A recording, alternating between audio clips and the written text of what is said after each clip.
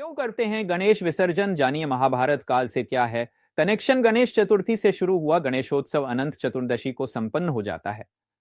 इस दिन 10 दिनों तक प्रतिमा का स्थापना करने वाले लोग गणेश जी की प्रतिमा का विसर्जन करते हैं। क्या आपको मालूम है इसकी वजह? दरअसल इसकी कथा महाभारत काल से जुड़ी हुई है। आइए बताते हैं पूरी कहानी। कहानी स्टोरी अनेक 34 में आपका स्वागत है। तो यदि आप हमारे चैनल पर नए हैं तो हमारे चैनल को सब्सक्राइब कीजिए और बेल आइकन को प्रेस कीजिए ताकि हर आने वाली नोटिफिकेशन आपके पास सबसे पहले पहुंचे। हम ऐसे ही धार्मिक और अनेक स्टोरी कहानी कथाएं बनाते रहते हैं। आइए बताते हैं पूरी कहानी। गणेश विसर्जन की कथा। गणेश विसर्जन क्यों करते हैं? हिंदू धर्म ग्रंथों के अनुसार महाभारत ग्रंथ को भगवान गणेश ने ही महर्षि वेदव्यास की प्रार्थना पर लिखा था। मान्यता है कि महर्षि वेदव्यास ने गणेश जी को लगातार 10 दिनों तक महाभारत की कथा सुनाई और गणेश जी ने लगातार 10 दिनों तक इस कथा को लिखा। 10 दिनों बाद जब वेदव्यास जी ने गणेश जी को छुआ तो उनका शरीर तप रहा था। इसके बाद महर्षि वेदव्यास उन्हें एक कुंड के पास ले गए और यहां स्नान कराकर उनके तापमान को शांत किया। इसके बाद से गणेश स्थापना और गणपति विसर्जन की प्रथा शुरू हो गई।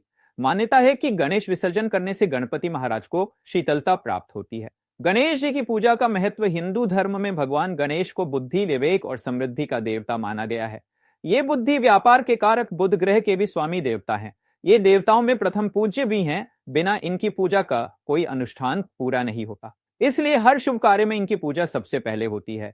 ऐसी मान्यता है कि ऐसा करने से सभी अनुष्ठान विघ्न रहित पूरा हो जाता है। साथ ही भगवान गणेश की पूजा करने से व्यक्ति के जीवन की सारी परेशानियां धीरे धीरे दूर हो जाती है। गणपति की सच्चे दिल से पूजा करने वाले को शुभ फल मिलते हैं और बुध दोषों से भी राहत मिलती है। वास्तु दोष भी दूर होता है। गणेश विसर्जन रूल। गणेश विसर्जन का भी है नियम और मंत्र। पूजा में इस चीज का बिल्कुल ना करें प्रयोग। पूरे फल के लिए जाने पूरी पूजा विधि गणेशोत्सव में। कब कब करते हैं गणेश विसर्जन? गणेश विसर्जन को लेकर अलग अलग मान्यता है। कुछ लोग गणेश चतुर्थी के दिन ही पूजा के बाद शुभ मुहूर्त में विसर्जन कर देते हैं, लेकिन यह कम लोकप्रिय है।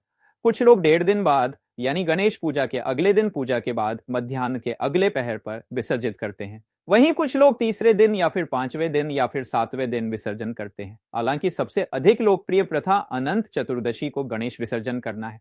गणेश विसर्जन का वैज्ञानिक आधार। क्या आपको गणेश विसर्जन का वैज्ञानिक आधार मालूम है? दरअसल गणेश विसर्जन हमें याद दिलाता है कि संसार नश्वर है और एक दिन हर प्राणी को जल और जमीन में समाना है। इसके अलावा इससे पर्यावरण शुद्ध हो जाता है। विसर्जन के दौरान गणेश प्रतिमा के साथ हल्दी कुमकुम भी पानी में समाहित होता है। हल्दी एंटीबैक्टीरियल क्वालिटी रखती है। यह पानी को स्वच्छ करता है। इसके साथ ही दूर्वा, चंदन, धूप, फूल भी पर्यावरण को स्वच्छ बनाते हैं। इसी कारण बारिश के मौसम में उफनते नदी, तालाब, पोखरे में जमा हुआ पानी शुद्ध होकर मछली, जोग जैसे अन्य दूसरे जीव जंतु को राहत देती है। इसी कारण गणेश प्रतिमा स्थापना के समय ऐसी मूर्ति की स्थापना करनी चाहिए जो इको फ्रेंडली हो और पानी में जल्दी घुल जाए।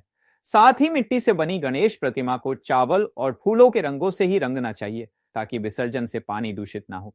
गणेश विसर्जन की कहानी आपको अच्छी लगी है तो हमारे चैनल को ज्यादा से ज्यादा शेयर कीजिए और कमेंट में कैसे लगे हमें बताइए। जय गणेश।